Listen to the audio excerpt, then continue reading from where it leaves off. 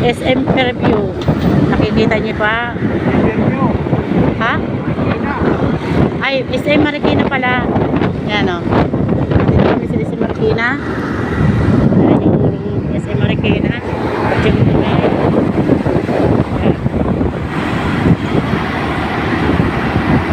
Diretso lang.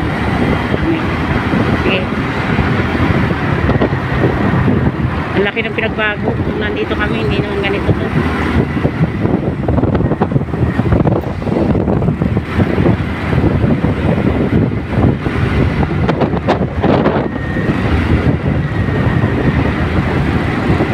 8 years kaming lumipat sa Bicol. Ngayon lang uli ako nakarating ng Manila.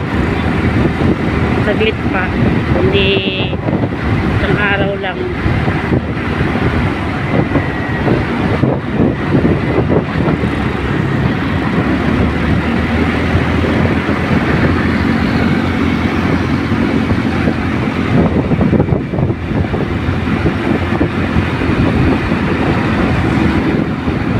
Puntang Antipulo.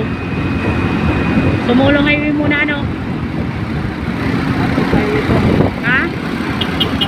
Kaya nga, sumulong highway ang una natin tatatnan, ano? Bago Antipulo.